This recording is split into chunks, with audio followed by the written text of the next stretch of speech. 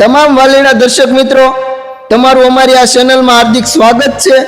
તો આપણે સૌરાષ્ટ્રમાં આવેલા સંત શ્રી ભજનદાસ બાપાના દર્શન કરવા જઈ રહ્યા છીએ। તો આ વિડીયો તમે છેલ્લે સુધી નિહાળજો, જેથી તમે બગદાણા આવો એટલે તમને આશ્રમમાં આવેલા હરેક સુવિધા અને ભજનદાસ બાપાનું કઈ કઈ જગ્યાએ આશ્રમમાં મંદિર બનાવેલું છે એની તમને પૂરેપૂરી જાણકારી રહે। મિત્રો, જ્યારે તમે બગદાણા આવો અને પ્રવેશ દ્વારે તમે આવો એટલે તમારી બૂટ સંપલની વ્યવસ્થા એક્ઝિટ પ્રવેશ દ્વાર છે એની સામે કરેલી છે। તમે નિહાળી શકો છો કે જેનું નામ બૂટ ઘર રાખેલું છે। મિત્રો, ત્યાં તમે તમારા બૂટ સંપલ આપી અને ટોકન વિના મૂલ્યે મેળવી શકો છો અને પરત જ્યારે તમે દર્શન કરી અને પાછા આવો એટલે તમે તમારા બૂટ સંપલ મેળવી શકશો। મિત્રો, આગળ તમે જોશો તો લગેજ રૂમ છે। જો તમારી પાસે કોઈ લગેજ હોય તો એ પણ આ રીતે તમે ટોકન મેળવી અને ત્યાં જમા કરાવી શકો અને બાપાના દર્શન અને પ્રસાદીનો આનંદ લઈ શકો। મિત્રો, હવે જો આપણે આવી ગયા છીએ પ્રવેશ દ્વારની અંદર અને સામે એક ભજનદાસ બાપાનું આરસથી બનેલું ભવ્ય મંદિર છે અને એક બાજુ કાળભૈરવ દાદાનું મંદિર છે, તમે જોઈ શકો છો, અને આ તરફ એક અન્નપૂર્ણા માતાનું મંદિર બનાવેલું છે અને આ અન્નપૂર્ણા માતાના પણ દર્શન કરી શકો છો। મિત્રો, કાળભૈરવ દાદાના દર્શન કરી, અન્નપૂર્ણા માતાના દર્શન કરી હાલ અત્યારે આપણે આવ્યા છીએ ગાદી મંદિર તરફ। આ ગાદી મંદિરે ભજનદાસ બાપાની આરતી થાય છે અને લાખો શ્રદ્ધાળુ ભક્તો એ આરતીમાં બેસી અને બાપાની આરતી લે છે અને ત્યાર પછી ભજનદાસ બાપાને માથું ટેકાવી અને પોતાની આસ્થા વિનવે છે અને ભજનદાસ બાપા પણ બધા ભક્તોની માનતા પૂરી કરે છે। અને હવે આપણે આ જઈ રહ્યા છીએ ભજનદાસ બાપાની સમાધિ મંદિર તરફ। મિત્રો, આ છે ભજનદાસ બાપાનું સમાધિ મંદિર, જે ભજનદાસ બાપા જ્યારે દેવલોક પામ્યા, જ્યારે દેવ થયા ત્યાર પછી આ બનાવવામાં આવ્યું છે અને અહીં પણ શ્રદ્ધાળુ ભક્તો બાપાના દર્શન કરી માથું ટેકાવી અને ધન્યતા અનુભવે છે। અને આ સમાધિ મંદિરની એક્ઝિટ પાછળ તમે જોઈ રહ્યા છો કે જ્યારે બાપા હયાત હતા, જ્યારે બાપા હાજર હતા, ત્યારે તેઓના જે જીવન ઉપયોગી જે વાસણો હતા એ વાસણો આજ સુધી ભજનદાસ બાપાના સેવકોએ ખૂબ સારી રીતે સાચવીને રાખ્યા અને જીવનલક્ષી બધી જ વસ્તુ, જેમ કે ભજનદાસ બાપાની બંડી સહિત તેમના ગોદડા સહિત તમે દર્શન કરી શકો છો અને તમે જોઈ શકો છો કે આ સેવકોએ કેટલા સરસ રીતે સાચવીને રાખ્યા છે। જેથી કરીને જે તમામ ભાવિ ભક્તો આવે અને આ ભજનદાસ બાપાના જીવન ઉપયોગમાં જે આવેલા જે વાસણ, ગોદડા અને બંડીના દર્શન કરી શકે અને પોતાને ધન્યતા અનુભવી શકે।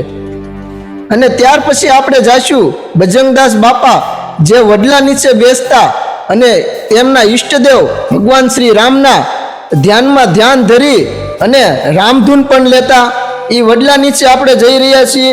મિત્રો, આ વડલા નીચે ભજનદાસ બાપા બેસતા હાલ એ વડલાની નીચે એક જુઓ તો ધ્યાન મંદિર સરસ મજાનું બનાવવામાં આવેલું છે અને આ મંદિરે લાખો શ્રદ્ધાળુ ભક્તો આવી અને માથું ટેકાવી અને બાપાના દર્શન કરી અને ધન્યતા અનુભવે છે।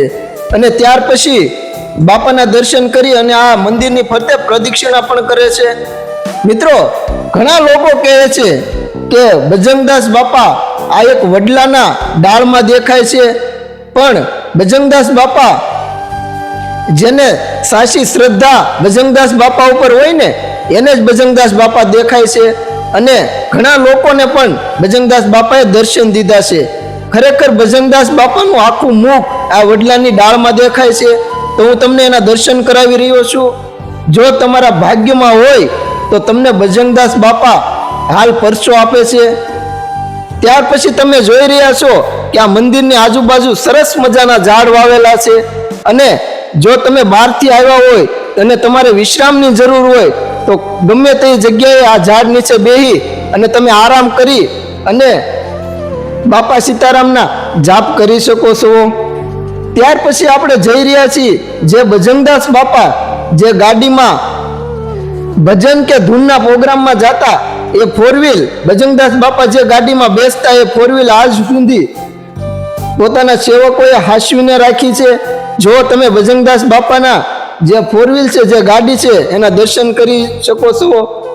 મિત્રો, આ સેવકોએ કેટલી ખૂબ સરસ રીતે સાચવીને રાખી છે, તમે આ વિડીયોમાં જોઈ શકો છો. અને બજરંગદાસ બાપાના ફોર વ્હીલના દર્શન પણ કરી શકો છો. અને જ્યારે પણ તમે બગદાણા આવો તો જે બજરંગદાસ બાપાનું મોટું મંદિર જે આરસથી બનાવેલું છે એની પાછળ જ આ ફોર વ્હીલ રાખેલી છે. તો તમે આ ફોર વ્હીલના દર્શન ગમે તે અહીંયા આવો તે કરી શકો છો. મિત્રો, અત્યારે આપણે આરસથી બનાવવામાં આવેલ વિશાળ મંદિર બજરંગદાસ બાપાનું બનાવેલું છે તેની સામે ઊભા રહીને મંદિરના દર્શન કરી રહ્યા છીએ. મિત્રો, જ્યારે આ મંદિરની અંદર પ્રવેશ કરશો એટલે તમને ચાંદીથી બનાવવામાં આવેલ બજરંગદાસ બાપાની સંપૂર્ણ મૂર્તિના દર્શન થશે. અને અહીં આવેલ તમામ ભાવિ ભક્તો બાપાની આ ચાંદીથી બનેલી મૂર્તિના દર્શન કરી અને ધન્યતા અનુભવે છે.